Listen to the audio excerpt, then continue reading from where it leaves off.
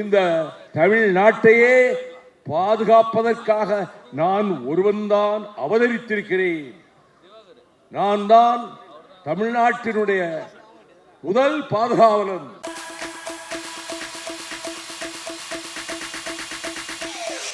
The most ferocious speaker in the country என்று பாராளுமன்றத்தில் துணை ஜனாதிபதியால் அடுத்த தலைமுறை இளைஞர்களுக்கு அடையாளம் காட்டப்பட்ட மறுமலர்ச்சி திராவிட முன்னேற்ற கழகத்தின் நிறுவனர் பொதுச் செயலாளர் எங்கள் ஐயா வைகோ அவர்களை அன்போடு வருக வருக என வரவேற்கிறேன்.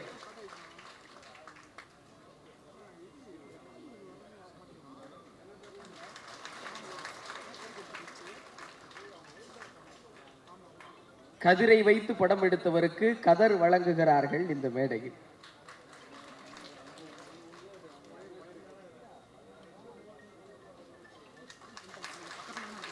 ராணுவ வீரராகவும் செயல் வீரராகவும் இந்த படத்தில் தோன்றியிருக்கிற அண்ணன் சமுத்திரகனி அவர்களை மரியாதை செய்வதில் மகிழ்ச்சி அடைகிறோம்.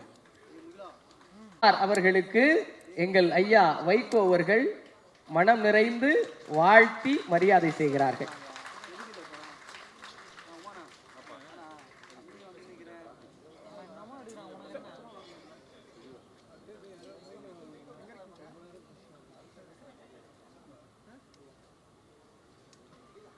உழுதுண்டு வாழ்வாரே வாழ்வார், மற்றெல்லாம் தொழுதுண்டு பின் செல்பவர் என்று வேளாண் பெருமக்களினுடைய இந்தியமையாவை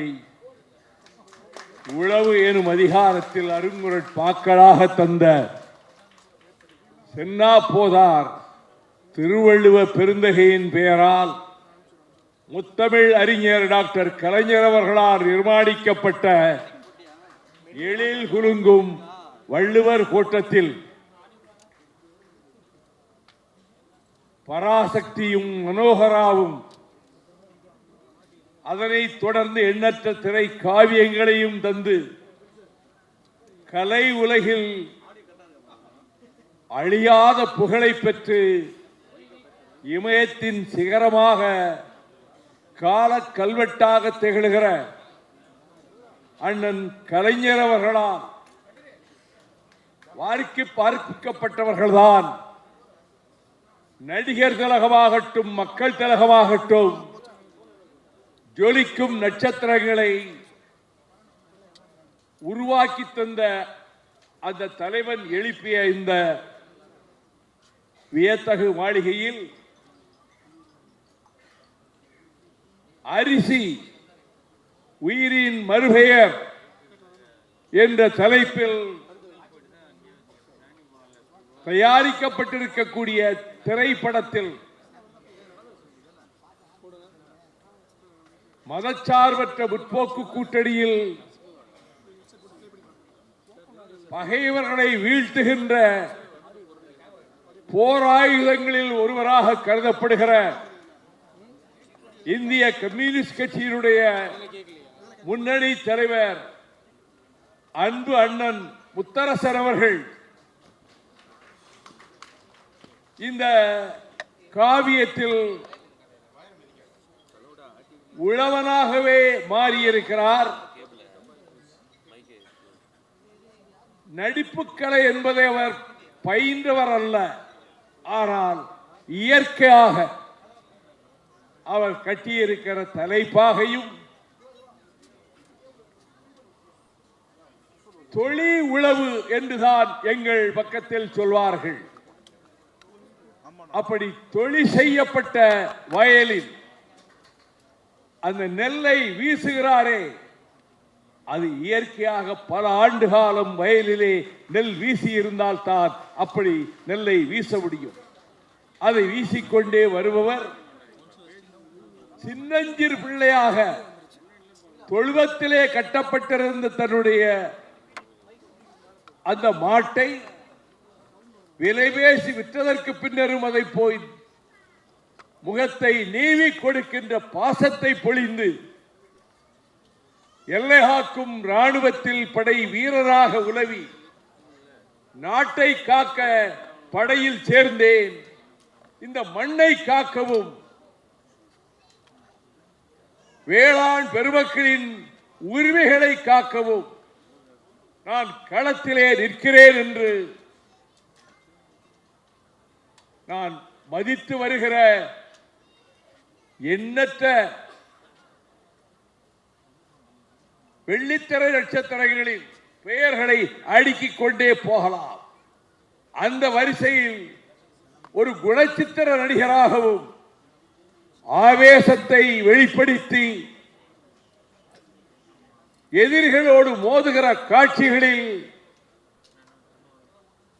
தத்ரூபமாக அப்படிப்பட்ட வீர செயல்களை புரிகின்றவராகவும் இன்னும் திரையுலகில் உன்னதமான இடத்தை பெறுகின்ற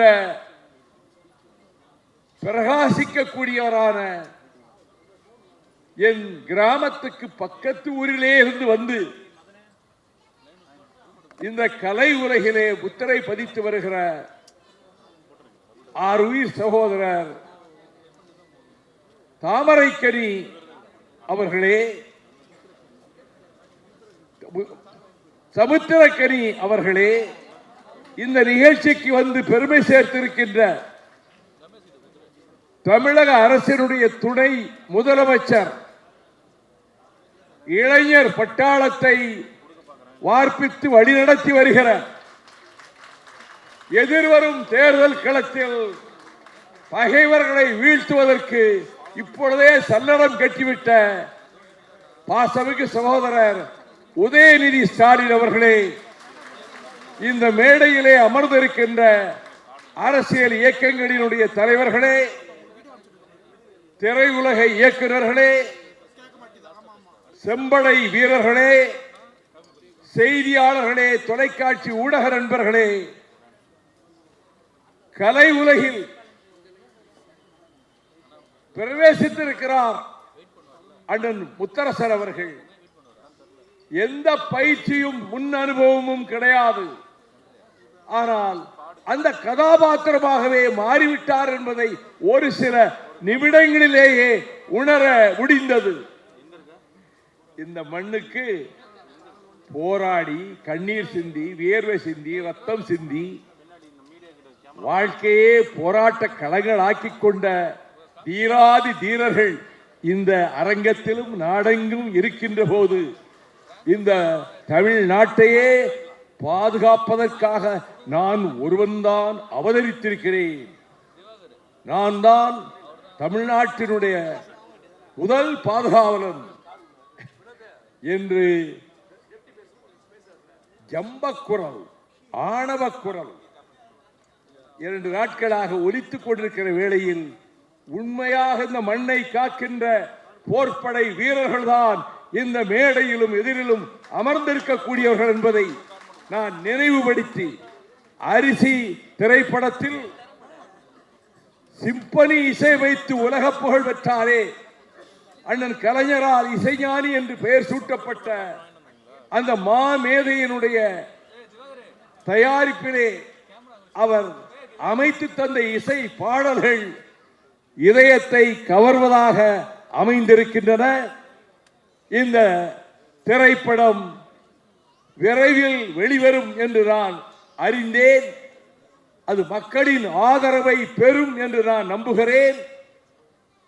விவசாய மக்களுக்கு, உழவர் பெருங்குடி மக்களுக்கு ஒரு அரிசிதான் உலகத்தை காப்பாற்றுகின்ற உயிர்கருவி என்ற தத்துவத்தை தருகின்ற இந்த காவியம், திரை காவியம் மகத்தான வெற்றி பெறுவதற்கு தமிழகத்திலே வாழ்கிற கோடானு கோடி விவசாய பெருமக்கள், நான் திரைப்படங்களை பார்க்க வாருங்கள் என்று எந்த மேடையிலும் இதுவரை நான் விழித்ததில்லை.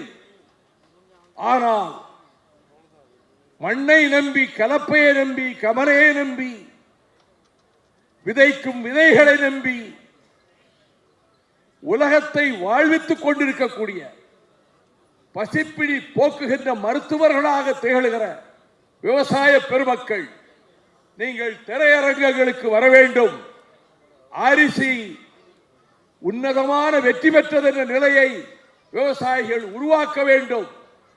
உங்கள் துயரங்கள், போராட்டங்கள் ஒரு பக்கம் நடந்து கொண்டிருந்தாலும் கலை உலகம் அரசியலையும் நாட்டின் தலைவிதியையும் தீர்மானிக்கின்ற இடத்தில் வேளாண்மை இருப்பதால், விவசாயம் இருப்பதால் இந்த காவியம் வெற்றி பெறும்.